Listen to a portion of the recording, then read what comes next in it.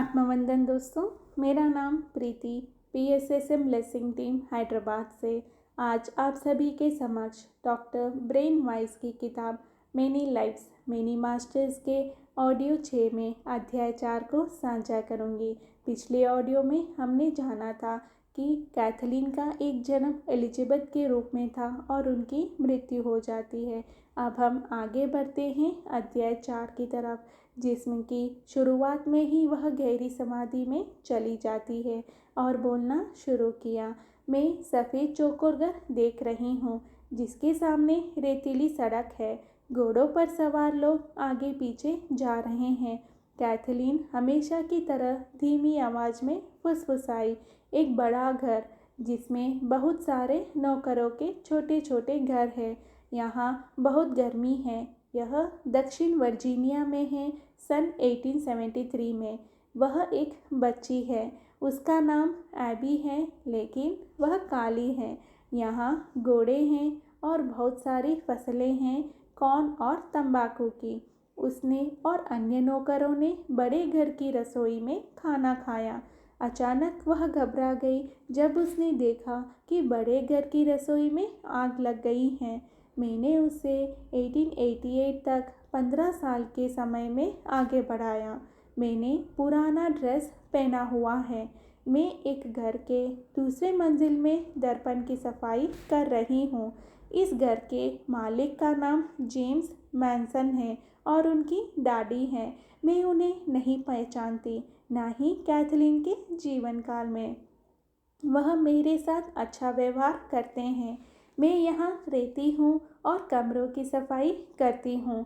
यहाँ एक स्कूल भी है, लेकिन मुझे वहाँ जाना मना है। मैं किसी के साथ हूँ, पर मुझे नहीं लगता कि हम शादीशुदा हैं।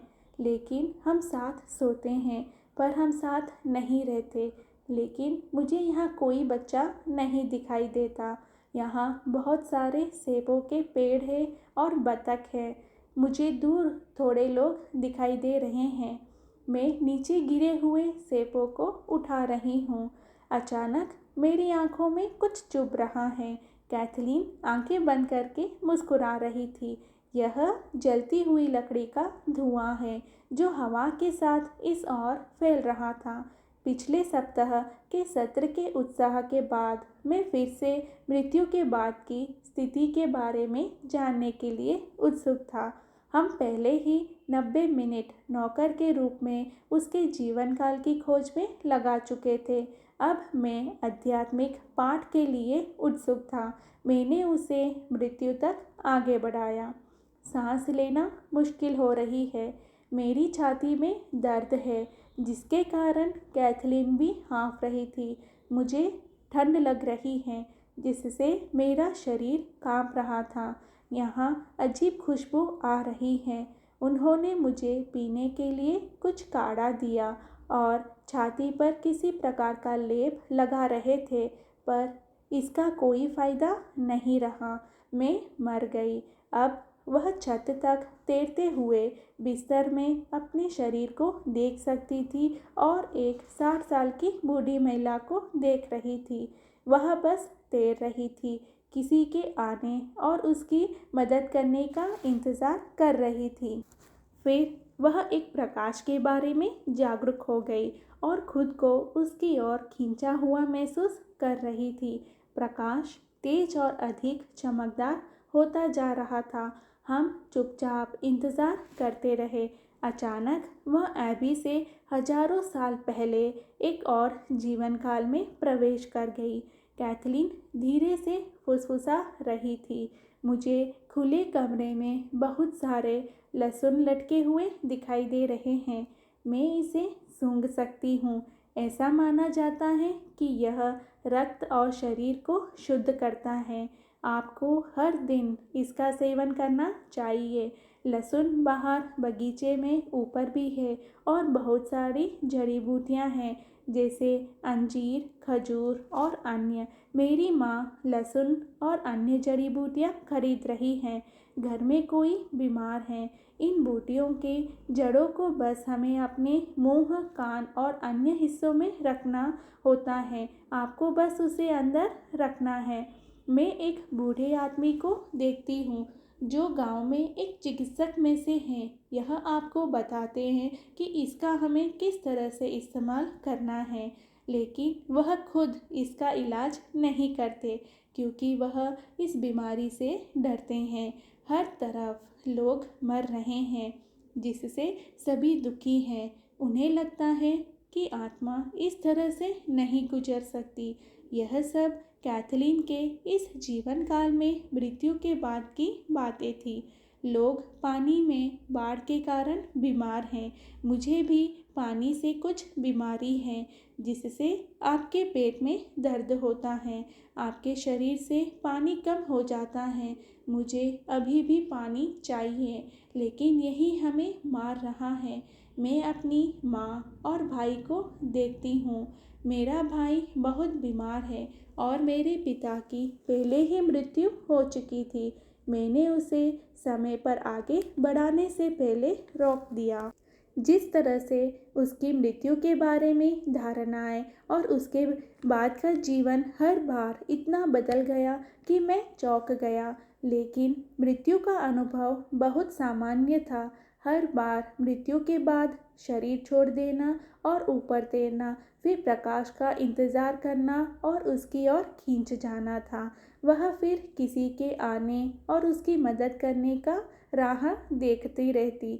मृत्यु के बाद शव को दफनाना या कोई अन्य रस्म का कोई वर्णन नहीं था।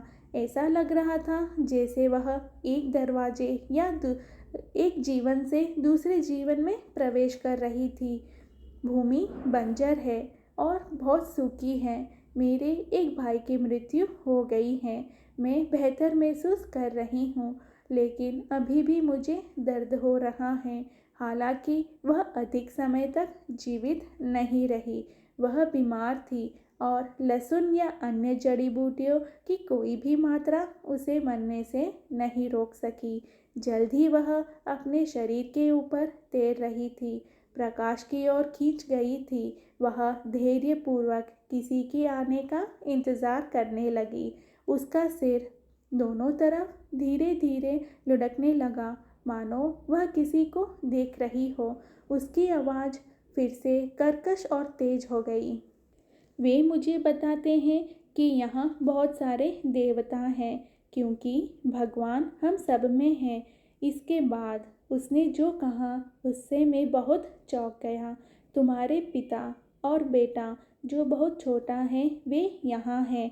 तुम्हारे पिता कहते हैं कि आप उन्हें जानोगे क्योंकि उसका नाम एवरोम है और बेटी का नाम उसके नाम पर रखा गया है। उसकी मृत्यु दिल की बीमारी से हुई थी और तुम्हारे बेटे की मृत्यु भी दिल की वजह से ही हुई थी। उसने यानी बेटे ने अपने प्यार से आपके लिए महान बलिदान दिया। उसकी आत्मा बहुत उन्नत है क्योंकि उसकी मृत्यु ने आपके कर्जे को उठा दिया था या हटा दिया था।